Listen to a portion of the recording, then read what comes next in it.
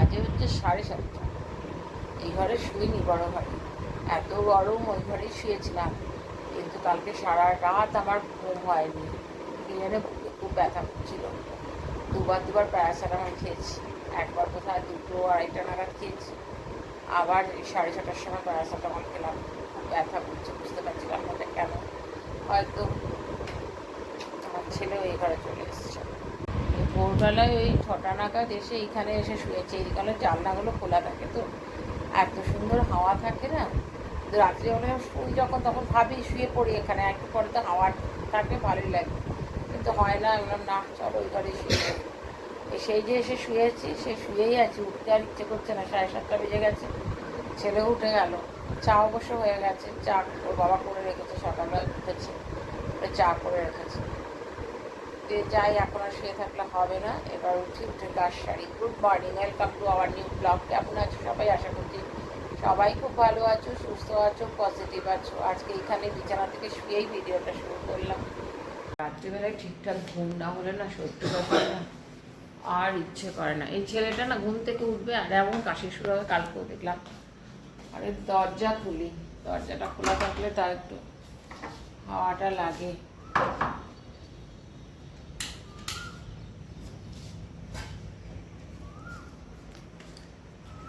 চলো আগে একটু ফ্রেশ হয়ে নিই, তারপরে চা করা আছে, ছেলেকে চাটা দিয়ে তারপরে আমি যাই।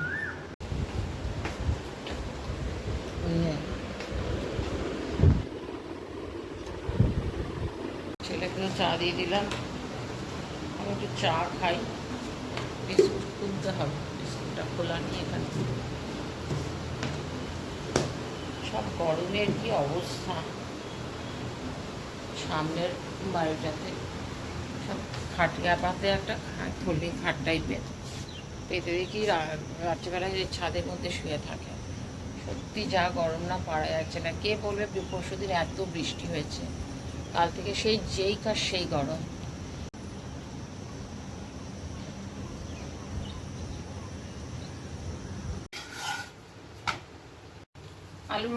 কালকে আলু সেদ্ধ মেখেছিলাম, একটু বেশিই ছিল, ওর মধ্যে একটু ভাজা মশলা টশলা দিয়ে একটুখানি ভালো করে ইয়ে করে 3টে আলুর পরোটা করে দিলাম। এটা টিফিনে দিয়ে দেবো, আর একটু পরোটা করে দেবো, খেয়ে যাবে। জিজ্ঞাসা করে ছাতু খেয়ে যাবে কিনা, এখন পরোটা খাবে, আবার গিয়ে পরোটা খাবে। কালকেও তাই খেয়েছে। এই বাবাই, বাবাই বলছি ছাতু খেয়ে যাবি? ছাতুটা খেয়ে যা, আলুর পরোটা দিয়ে দিচ্ছি টিফিনে। আর সকালে পরোটা খেয়ে যাচ্ছে, আবার দুপুরে পরোটা খাচ্ছে। আর ভাত খাওয়ার জন্য যেতে হয়, কিন্তু এত টাইম পায় না আর কি, বেরিয়ে আবার ভাত খেয়ে আসবে। তো সেই জন্য দেখি ছাতু দিয়ে দেবো আজকে।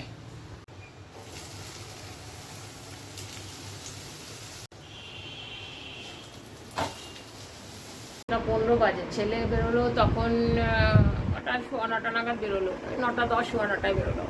ও চলে গেছে পর আবার শুয়েই ছিলাম, শরীরটা একদম দিচ্ছে না, শরীরটা এতটাই খারাপ লাগছে। কিন্তু বসে থাকলে আর হবে না, কারণ রান্না করতে হবে। কালকে একটু চিংড়ি মাছ করেছিলাম, তো সেটা ভিডিও করিনি, এমনি চিংড়ি মাছ করেছিলাম। সেই চিংড়ি মাছের 2-3 পিস চিংড়ি মাছ আর আলু দিয়ে করেছিলাম, ওটা পড়ে রয়েছে। কিন্তু এখানে মাছ পড়ে রয়েছে, লাইট জ্বালাই। এমনি কাতলা মাছ নিয়ে এসে, মাছের ডিম রয়েছে, ওগুলোকে পরিষ্কার করি, তারপরে দেখি কিভাবে কি রান্না করব। এই মাছগুলোকে পিস করে দেয়, কিন্তু মাছের আঁশগুলো ছাড়ায় না, বিরক্ত লেগে যায়। মাছগুলো যদি আঁশগুলো ছাড়িয়ে যদি পিসটা করে তাহলে ভালো লাগে, আর কেটে দিলে না তখন পিস মাছের আঁশগুলো ছাড়াতে বিরক্ত লেগে যায়। পরশুদিন একটু চিংড়ি মাছ করেছিলাম, ওটা রয়েছে, আলু দিয়েই করেছিলাম। ওটা 2 পিস মাছ রয়েছে আর একটু আলু তো রয়েছে, এই বেলাটা হয়তো হয়ে যাবে দুজনে। তাই মাছটা করে নিই, মাছের ডিমটাও অনেকটাই আছে। মাছের ডিম আজকে করবো না, মাছটাই করে নেবো। মাছটা করলেই হয়ে যাবে। ডাল রয়েছে। শরীর ঠিক না থাকলে না কিচ্ছু ইচ্ছে করে না। তাহলে গরমের জন্য আমার সেলাইটা ফুলে যাচ্ছে, স্টিচ ফুলে গেছে, লাল হয়ে গেছে, ব্যথা সবটা যেন একসাথে রেখে গেছে, না আর ইচ্ছেই করছে না। ছেলেও বলেছিল আজকে দিতে হবে না টিফিন, আমি ভাত খেয়ে নেবো। ভয় পাই কি বলো তো, বাই চান্স ঝড় বৃষ্টি যদি দুপুরবেলায় আসে আর ওদের ক্যান্টিনে ভাত পাওয়া যায় না, তাহলে ওকে কলেজে যেতে হবে, কলেজে গিয়ে খেয়ে আসতে হবে। তো সেই জন্য ভয় পাই যদি বৃষ্টি ঝড় হয় তখন খাওয়াটাই বন্ধ হয়ে যাবে। আর ওই পাউরুটি, টোস্ট, ঘুগনি এইসব পাওয়া যায় ক্যান্টিনে, ওদের অফিস ক্যান্টিনে। সেই জন্য চেষ্টা করি একটু টিফিন ভালো করে দিয়ে দেওয়ার। চলো মাছটা আগে বেছে নিই, মাছটা দিয়ে তারপর তোমাদের সাথে আবার কথা বলছি। মাছে দিয়েছি নুন, হলুদ আর অল্প একটু লঙ্কার গুঁড়ো দিয়ে একটু ভালো করে মাছগুলো মাখিয়ে নেব। এটা একটু লঙ্কার গুঁড়ো দিলাম কারণ একটু ঝাল ঝাল করে করব, মাখা মাখা করে, তো সেই জন্য একটু লঙ্কার গুঁড়ো দিয়ে দিলাম এর মধ্যে। চলো এগুলো ভালো করে মাখিয়ে নিই, তারপরে ভেজে নেব। তেল দিয়ে দিয়েছি কড়াই।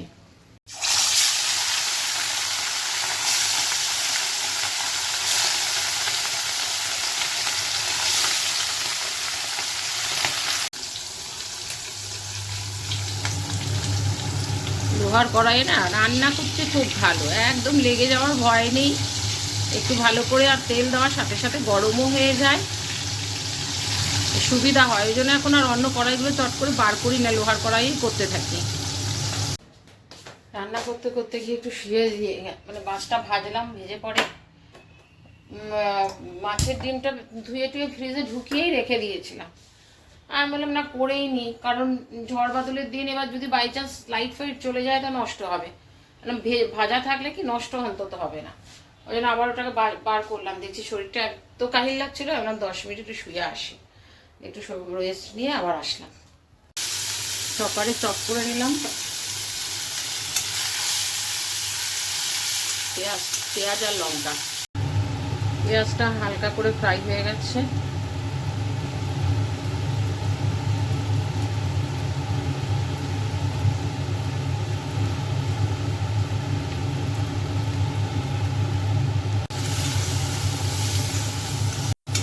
মশলাটা খুব ভালোভাবে ভাজা হয়ে গেছে। একদম মাখা মাখা করে করব আর একটু ঝাল করবো, ওই জন্য লঙ্কার গুঁড়োও দিলাম।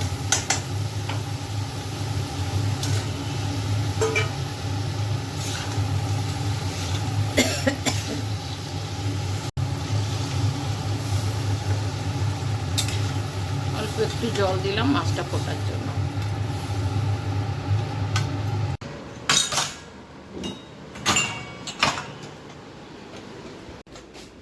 কত বাসন বেরিয়েছে। মাছটা রান্না হয়ে গেছে, বড়াগুলোও ভাজা হয়ে গেছে। এবার গিয়ে বাসনগুলো মাজি, তারপরে চান করবো, পুজো দেবো। শুরু করেছিলাম এই তরকারিটা চিংড়ি মাছ দিয়ে, চিংড়ি মাছ আলু দিয়ে করেছিলাম। আর মাছের ডিমের বড়া করলাম, পুরোটা করে রেখে দিলাম, আর এটা লাগবে না। আর এর মধ্যে 2-3টে বড়া দিয়েছি, একদম মাখা মাখা করে করেছি। 1:40 বাজে, আমি খেয়ে নিই, কারণ আরেকজন গেছে ছেলের কোনো কাজ নিয়ে, দেরি হবে বোধহয় আসতে। আর খিদে পেয়েছে। আগে সকালে সে একটা মানে আলুর পরোটা করেছিলাম, সেটাই একটা খেয়েছি, তারপর আর খাইনি কিছু।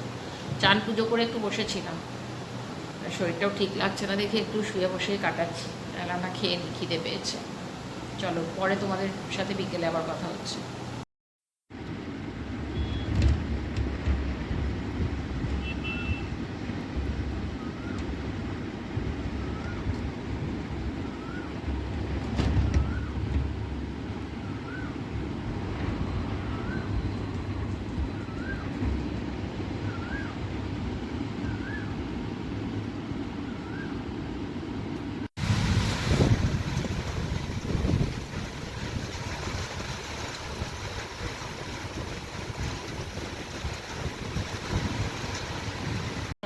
বাজে, ছেলে ফোন করেছিল, ঢোকার সময় হয়ে গেছে।